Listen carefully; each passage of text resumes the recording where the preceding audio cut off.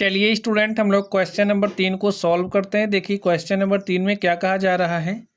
ऐसी दो संख्याएं ज्ञात कीजिए जिनका योग 27 हो और गुणनफल 182 हो। ठीक है, तो चलिए स्टूडेंट हम लोग मान लेते हैं, माना पहली संख्या क्या है, x है। तो स्टूडेंट जब हमने पहली संख्या x मान ली तो दूसरी संख्या भाई 27 माइनस एक्स हो जाएगा। तो लिखिए दूसरी संख्या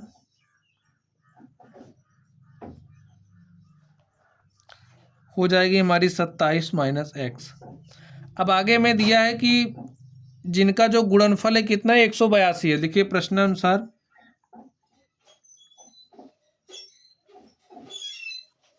दोनों संख्याओं का गुणनफल, दोनों संख्याओं का गुणनफल, और दोनों संख्याओं का गुणनफल कितना दिया है स्टूडेंट, 182 दिया गया है। तो यहाँ पर आप 182 लिखिए। पहली संख्या हमारी x है, को मल्टीप्लाई करना है किससे, 27 माइनस एक्स से, और गुणनफल के रूप में मिल रहा है 182।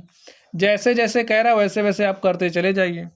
हल करिए, x को हमने 27 से गुणा किया तो हमारे पास 27x आ गया, माइनस लिखिए x को हमने x से मल्टीप्लाई किया तो x square is equal to 182।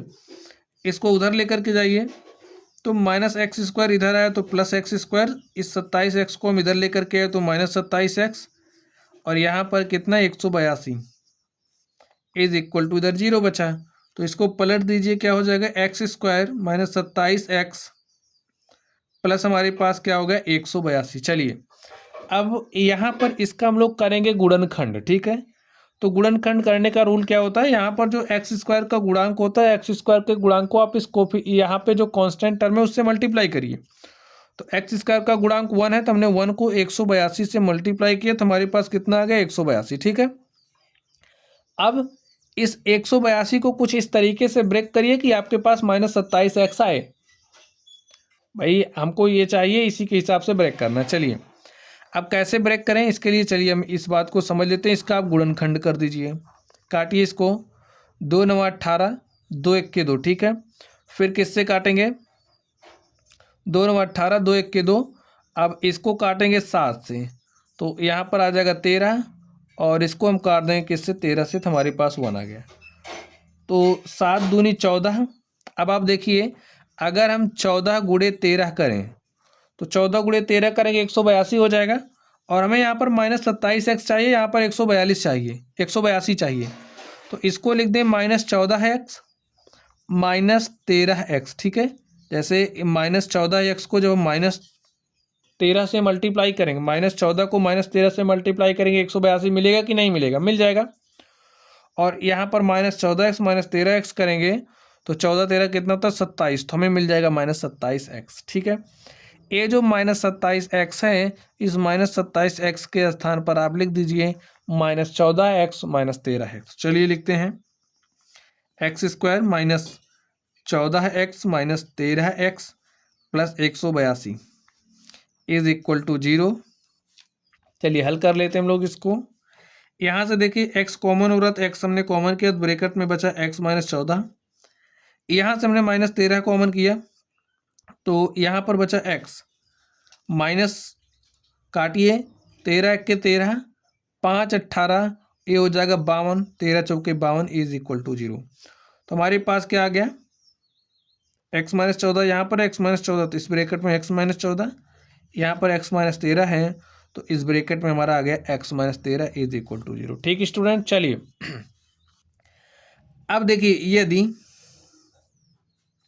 x minus 14 बराबर 0 है तो x बराबर 14 हो जाएगा, और इधर से देख लीजिए x माइनस 13 बराबर 0 तो x बराबर 13। अब स्टूडेंट कौन सी पहली संख्या है, कौन सी दूसरी संख्या में दिया तो गया नहीं है, तो ए भी पहली संख्या ए हो सकती है, दूसरी ए वाली हो सकती है, या फिर दूसरी ए पहली ए हो सकती है। ठीक है, चलिए x का मान हम 14 रख के देख लेते हैं। लिखिए x बराबर 14 पर, x बराबर 14 पर, तो x का मान हमने 14 रखा तो हमारे पास पहली संख्या क्या आ गई, 14 आ गई। ठीक है, चलिए इसमें x के स्थान पर 14 रखिए, 27 माइनस 14 बराबर 13। तो इस केस में पहली संख्या a हो गई, दूसरी a हो गई। अब अगर हम लोग x बराबर 13 रख देंगे, समझ लीजिए इस बात को, जब हमने x बराबर 13 रखा तो a तो पहली संख्या हो गई 27 माइनस x के स्थान पर कितना रखना है 13, तो a वाली संख्या 14 हो जाएगी। ठीक है, तो कोई भी संख्या पहली या दूसरी हो सकती है, मैं संख्याओं को बताना था। तो हमारी संख्याएं क्या आ गई 14 व 13, लिख दीजिए।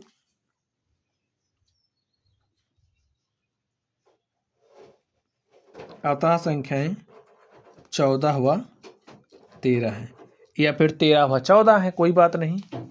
चलिए, तो इस तरीके से ये जो हमारा प्रश्न था, हमने इस प्रश्न को सॉल्व कर लिया है। तो चलिए आप लोग पढ़ते रहिए। अगर आप लोगों को कोई भी डाउट हो तो आप लोग कमेंट बॉक्स में कमेंट करना। वीडियो पसंद आए वीडियो को लाइक कीजिएगा, चैनल पर नए हो तो चैनल को सब्सक्राइब कर लीजिएगा। चलिए आप लोग पढ़ते रहिए। Thank you.